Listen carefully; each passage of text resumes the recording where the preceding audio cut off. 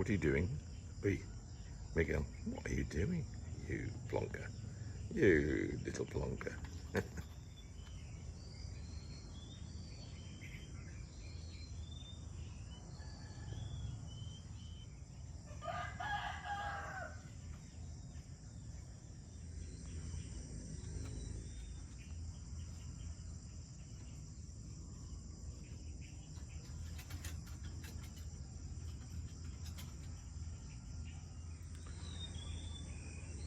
The house build is going a little bit slower than it was, say, a month and a half ago.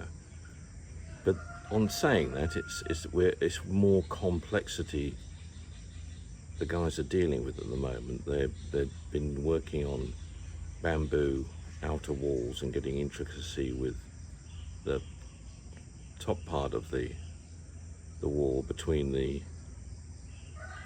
high wall and the ceiling. You know, the intricate detail of the build now.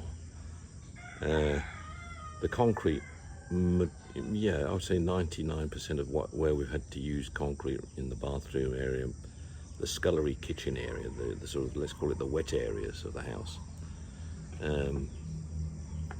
That's now completed. So it's getting all the timber work completed, and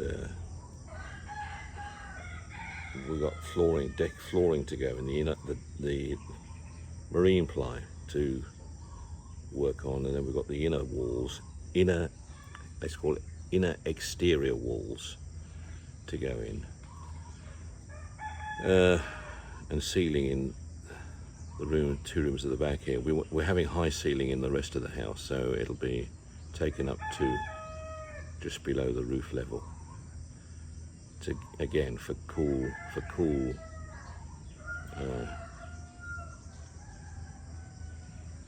ambience of the house.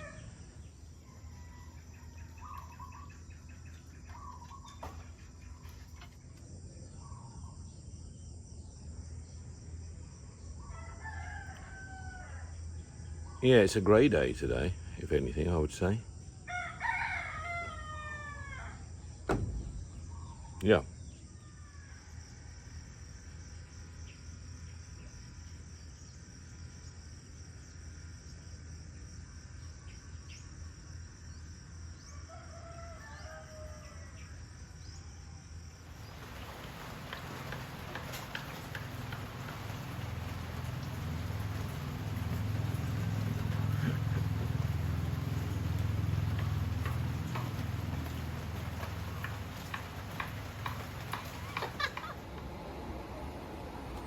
What are you doing? Hey, you? Go to snoozing.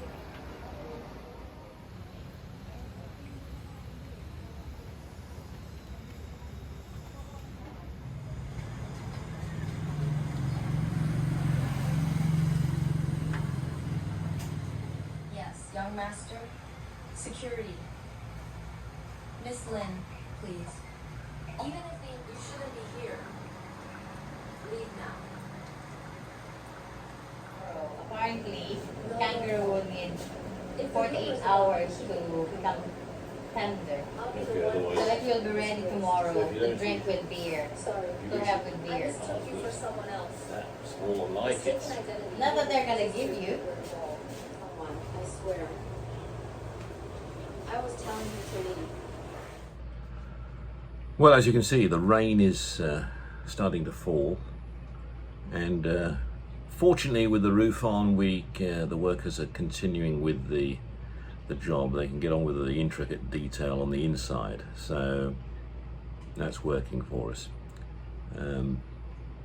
Yeah, I don't know if this is going to be an all-day affair or an all-week affair in terms of what the weather's going to do now. We have to sort of just go with it. There is a lot of cloud around at the moment, so they're forecasting quite a bit of rain, but not the sort of long, hard downpour, you know, the storms, more just steady, constant rain.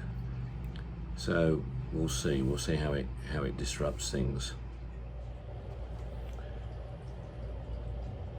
Coming here to the Philippines and making a success of it as a retiree, the most important thing, and you're going to hear lots of different things that are key or are important, I'm sure, but the most important thing is knowing how to slow down, knowing how to slow yourself down in here, not just physically, but in here, how to take on this new way of life. Because this new way of life is much slower here in the Philippines, and you can't come here with a mentality of how things work in the West. You have to come here and adjust quickly to the slower pace of life, how things work, how things happen. And if you can't do that, you get very frustrated, very frustrated. I've made many videos on this subject, and I've also written many articles for all kinds of platforms and publications. And it is the most important thing, learning how to slow down and succeeding in that. Now, it may sound easy to say, well, yeah, okay, Simon, I'll just slow down. Yeah, it's not so easy to put it into action. When I first came here, and I knew I had to slow down. I've been here many times on holiday with Richie. You know, we were already well versed on Philippine way of life, but I still had to come here. When I came here and retired, I still had to come here and adjust, and it took a few months. I would say probably at least 6 months, and that was by coming here and being prepared for it, being absolutely prepared. Now, if you go on my Facebook, you'll find many articles on how to slow down, what you should do, how you should do it, how you should take each day in those early days. And trust me, it is so. Of course, there are other things you got to consider as well. I know, healthcare, finances, banks, pensions, houses, renting, buying, all these things. They're all, of course, key and important. But if you rush into those first, without really getting a grips of how life works here, you're going to make a big mistake, a big disaster. And that's what people do. They make mistakes because they're going too quickly, too fast, with that Western way of thinking, that Western way of coming to conclusion on things and just jumping straight into them. Don't do that. Don't do that. Come here and take the first 6 months to year of just absorbing life here, and then establish if it's for you, because for many this isn't the right option, and there's lots to consider when you come here. Whether you're in the city or whether you're in the province, you're gonna have to still slow down from Western life. Obviously, if you're living in a city like Manila or Cebu or Davao, you're going to still have a faster scale of life in a city environment than you will in a rural environment, sure, but it's a lot slower still than what you are used to in the West. And of course, coming into the province is an entirely different way of life to the city. Now, you've got to embrace that. If you think it's just all about cheaper way of living in the province, then, and nothing more, you're just putting a cost to it, I think you'll fail, because it's a very different way of living in the province. You've got to come to terms with it very quickly. If you love the simple things in life, yeah, you're gonna enjoy it. You're gonna really enjoy it. But if it's something you're going to be doing for the first time, then it could be a problem. You're going to find you're not going to have all those little added luxuries around you that you're used to. They're just not going to be around for you. They're not going to be there. So be aware of these things. And that's why slowing down, learn to slow down first. Learn to slow down, and before you make any other decisions on anything else. And you do that once you're here, taking take a place on in a location that you feel is your location, the right sort of location, and then adapt to it. That is the secret to a successful retirement here in the Philippines. That is the success. That is the secret. It's not about who you meet. It's not about how much money you invest in a house. It's not about whether you build a house, buy a house, or rent a house. None of those things. It's how you adapt to slowing down in this environment you've chosen. Sorry, I got my rain hat on because I'm in and out of the house at the moment with the builders. Running down to see the builders. I just want to show you these cakes we bought yesterday, or some of the cakes we bought yesterday. Okay, Richard just corrected me that we don't call these cakes, we call these buns. But these are ensaimada. Basically, they're a bun covered in a sort of a cream and cheese. And, yes. And what is the other thing on them? What's this other? Oh, that is toffee. Toffee, okay. Yes, with toffee inside. So these we Yummy, bought. yummy. We bought these, and when I was the story of the chocolate bar yesterday in the same supermarket. Oh my told gosh, would never end. The fruit, the fruit and nuts. I was just looking at. I mean, it's still. Richie says it's too expensive at 100 and what was it? 170 pesos. It's still cheap by UK standards. It's still cheap by UK standards, actually. Yeah, it is. I wonder how much it is now in the UK. So I cannot. I cannot agree with you. But anyway, these were going in. At first, Richie turns her nose up at them, and I thought, oh, these look nice as well. And she didn't want me to. But then the woman comes along. Plus this. Yeah, these as well. These French, the Spanish bread. Spanish bread. Yeah. But now Richie turns her nose up because obviously she bakes her own stuff anyway. But she's not baking enough. Oh my gosh. When I bake something, it doesn't last. Oh, look at this! What I baked last night. Yes, I got that. I've shown that at the apple crumble. Yes, we've shown the apple crumble. I don't bake enough. No, but it gets eaten. That's the trouble. There's too many bloody 5,000 people around. No, actually, they don't. It's you. If I have it here, you just won't leave it be. Anyway, the point is, in the same shop where Richie takes the chocolate bar off me and says, no, you can't have that, and puts it back on the shelf. In front of all the stuff. You poor thing. I think the manageress of the supermarket, when I was over the bread and Richie was saying no, she also came over and said, no, this is very good value. It's only, how much was it? This one? Yes. 150. Two packs of this. 2 packs. 450. That's 2 pounds. So it's good value, very good value £2. for 2 packs of this, a dozen of these. Yes, so a dozen. And a dozen of these. And that one is 48 pesos. So that's around. Pesos. How much is that? Well, 50 pence. 60 pence. 60 pence. With 6 inside. With 6 inside. 60 pence with 6 buns. It's got fillings. This is buns with some butter.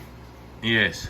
In the middle. Butter, sweet butter. Anyway, to continue my story. Sorry, it's your story. The manageress comes over and she's sort of talking to Richie in Tagalog and saying, no, these are very nice. She already saw the incident with the chocolate, I think, where it was taken off my hands and put back on the shelf. I think she came over to sort of say, let's give this guy a break, And so she convinced Richie that these were a good thing to buy, and Richie, I think, reluctantly bought them, although they were cheap. And anyway, they had a nice chat at the till points, and they bought them. We bought them, and we got them packed in a nice bag, and they even escorted us to the door and out the door. And I could see from the corner of my eye, they're still standing looking through the glass as we get into our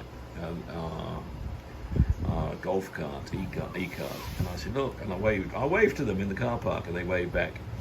And then we're going out. Of course, Richie being Filipino, the first thing she's doing, as she hasn't even looked back, she's looking at the buns now, and she's opening them up. It was the Spanish bread. Yes. And before we even get out of the car park, she's opened them up and got one in her mouth already. And no, because I told them, are you sure this is good? Because I bake myself. Yes. But anyway, and I buy from another bake shop, you see. Yes, and she said, this is our best seller. And I said, if they're not good, I'm not coming back. Oh no, if it's not good, I said I'm gonna come back and return them. Yes. But anyway, I'm still looking out the corner of my eye after waving bye-bye as we've gone. We're driving now out of the car park. driving onto the road now, and we're going to go onto the road, and we're going to go left past them again. In the, you know, I can see they're still standing at the window, and by now they're seeing Richie shoving a bun in her mouth. Shoving the bun. I said, look, they're still there waving at you. And then Richie looks up and starts laughing. You should have and she's taken a video.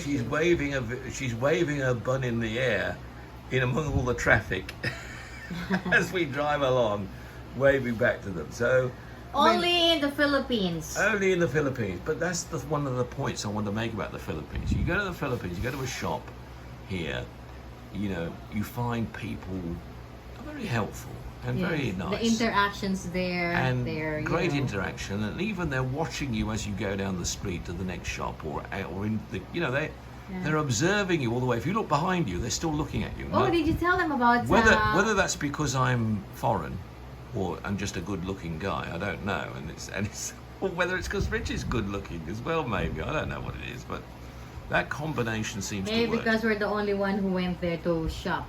Or maybe it's because we're the only ones, the first customer of the day. No, I don't think so, somehow. Anyway, don't tell them what? No, did you tell them about when we went to immigration and the officer called you by your name? Oh, yes. Mr. Mathers. Yes. Mr. Mathers. Mr. Mathers. Yes. They know me. Yes, of course. They're very friendly. You don't get that in the UK. Anyway, let's try one of these buns. Okay, now we're going to have one of these little toffee buns. Little toffee. And so, do you want another one? Oh, no, thank you. I just had. Thank you so much. You'll see how nice they are. Thank you so much. Yeah, they're very creamy, of course. I'm going to...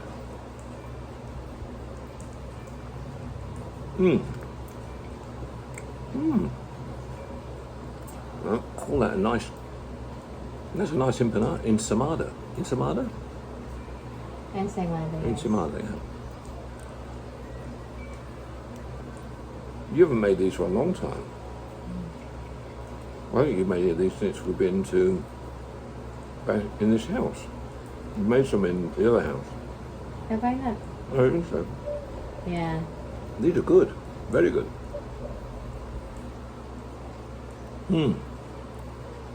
If you go out with Bortok later, you should call in and see if they've got any more.